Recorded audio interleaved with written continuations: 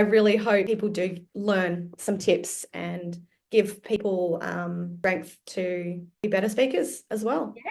Oh, yeah. Just speak. Even if you're not good at it, just do it. Exactly. Just speak. Yeah. Yeah.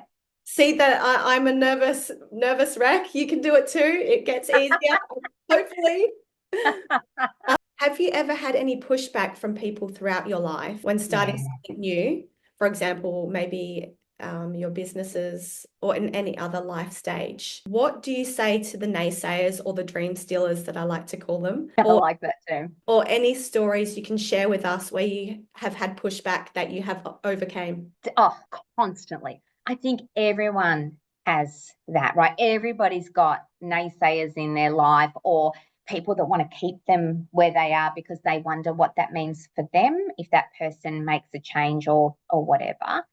Going back to my short girl syndrome, I feel like people telling me no or don't do it or that won't work, kind of like the red rag to the bull. It's my fuel. Like it's like somebody says that'll be too hard or you'll never be able to do that. Like, Yeah, I'll show you. yeah, that's right. I think your husband has a little bit of that in him as well. Absolutely. Although Absolutely. he's not short, so maybe it's not the short girl syndrome. Maybe it's just more our upbringing that we're like, no, don't tell me yet. So yeah, maybe it's a family trait, and I'm not even sure that it's necessarily a good trait because that's not always a good reason to do things. Yeah. What I'd love to do is I'd love to share with you how I've turned the naysayers into my allies, right? Absolutely. I'd love to hear. Yeah, because I think the best story would be how I turned it around to use it in my favor. Okay. Because sometimes also the naysayers are right. Most people fall into one of two categories: yes and people and yes but people. Okay. Yeah. So for example, I'm a yes and person. Yes, and we can do this, and we can do this, and let's do this, and let's try this, and do you want to give this a try? Yeah. Yes, but people are more like, yes, but have you thought about this? But Mm. is there a problem with this? But is that going to be too expensive? But should we wait a little bit on that, right? Mhm. Now, there is no right or wrong or better or worse. Yeah. Positive and negative traits. Yes, and people, the positive is we get things done, we take risks, we've got great ideas, we're quite intuitive. But by the same token, yes, and people can sometimes run into things without thinking them through. Sometimes the risks could be a little bit more calculated.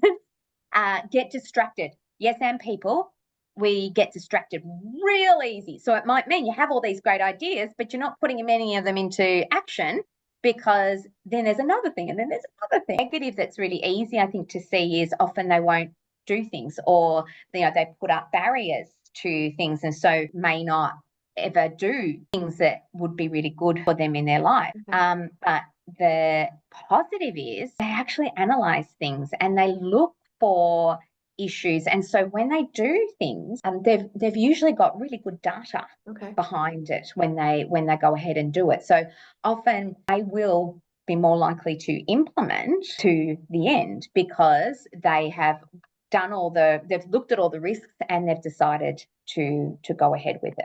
One of my businesses, I'm a partner in an accounting firm. So as well as the business growth group, I've got the family accounting business as well. So I work a lot with yes but people, right? Accountants by nature are yes but people because that's a lot of their job is helping people assess risks and making decisions on it. Somebody once said to me, and I love this, if you give an accountant a spreadsheet with 1,000 numbers on it, their job is to find the wrong one. So they have to have a lot of yes but. Now, before I knew about the yes and the yes but, I'd put forward an idea and the accountants would be like, yes, but what about this? Or yes, but have you thought about this?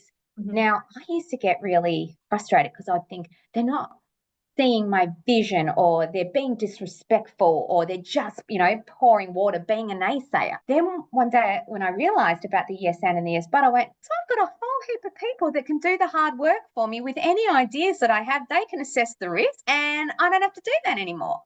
So as a yes and person now, this is how I've turned it around. Whenever I have an idea, I go to my yes but people and say, I've had this idea. Can you poke some holes in it for me? Or here's my idea. what do you think? Right? Knowing that they're going to say yes, but and I want that because that saves me time and potentially issues. Now, the important thing is after they've given me all the yes, buts, Yeah. again, it's just data, right? I can do with that data whatever I want. I can look at it and go, okay, I'm happy with those risks. I'm going ahead. Or I can go, ooh, hadn't thought of that. Maybe I better step back and do such and such. Yeah. I'm sure that talking to my yes but people has saved me a lot of time and money over the years. So I kind of embrace my naysayers Okay. now, right? But I don't take it on as I have to do what they say. Right? That's just data. Yeah, It's just just data. information. It's Yeah. just information. That's information that they've given me. I choose what to do with it. Now, if you are going to go down the track of asking the yes but people or your naysayers in your life things, then you first of all you need to be careful who you ask. Ask people whose opinion you really care about or whose opinion you really value. I'll tell my business clients, for example, if you have a business that is selling children's clothing, don't ask for feedback from a single male with no children who doesn't even like children very much. You've got to be selective about who you ask. And then the other piece is you do what you want with that information. You don't have to do anything with it. I hope that's helpful. So, Oh and no, knowing that definitely is helpful. And I guess I haven't really thought about it like that. So well, no, neither had I. And sorry, I get excited, as you know, Jen. I love it. Understanding that people, it's just we're different. We're coming at things. This isn't personal. You telling me, yes, but this, and this, and you're going to have this issue and you're going to have that issue. Yeah. That doesn't make them, they're in their mind, they're trying to help me. So thank you for that information. Thank you for that data. I'll take it on board and I'll decide whether it's going to impact my decision or not. I love your perspective on it, and you see it in such a positive light. You've been able to spin it where it doesn't really affect you in a negative way. So I really love that perspective. So thank you for sharing that. My pleasure.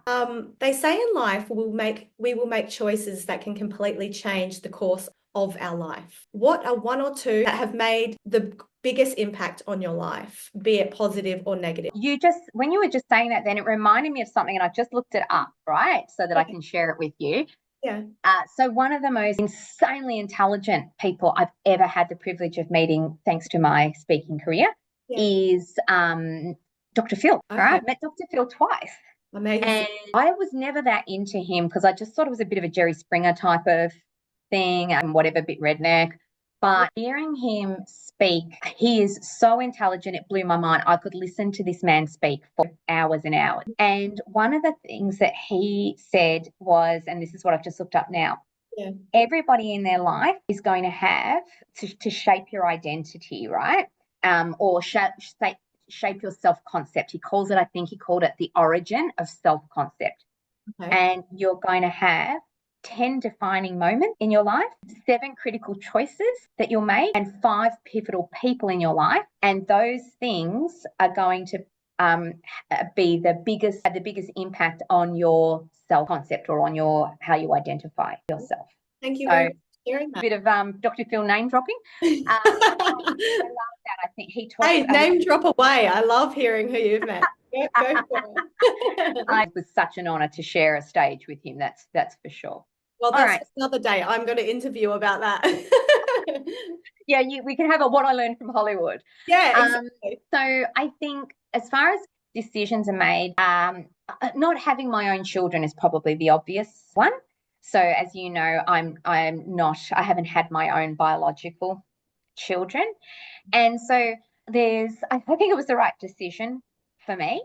And it's good for business because I had that continuity all the way through of business. I have 3 amazing stepchildren, and I don't feel that I could have given them the same love and attention and had the same relationships with them as I do if I'd had my own children as well. Also, as you know, I love my relationships with my nieces and nephews. Yes. Oh my God, they are the luckiest nieces and nephews. You have the best bond with them. It's I amazing. love my bonds with them, right? And I miss my Reedy so much. If I'd had my own children, I wouldn't have had the time to do that, right? Because I would have had to be looking after my own children. And so, they're very positives, but you're a mum. So any mum would know I've obviously have missed out on things as well. It's a massive life experience to have your own children. Yeah, I think sometimes about what's going to happen when I'm in the aged care facility. These stepchildren and nieces and nephews better come visit me. Oh my God, they will be there every day, Caren. Obviously, that's been a very defining choice that I think, yeah, is the right choice for me. But there are things I've missed out on because of it, and I can see that even with you. Sometimes I see things that you do, and I think, oh, I never had that. I never had a baby. Like my stepchildren came to me ready made. The youngest was just turning 4. So, not having those sort of experiences. Look, the other life-changing one would have been, I don't know if I've talked to you about this before. Have I told you about the fact that I was in humanities prior to being in business and finance? I was not heading in that direction at all. I'm a big humanities nerd, right? History and English literature. I love those. And that was what I was doing what I did my degree in.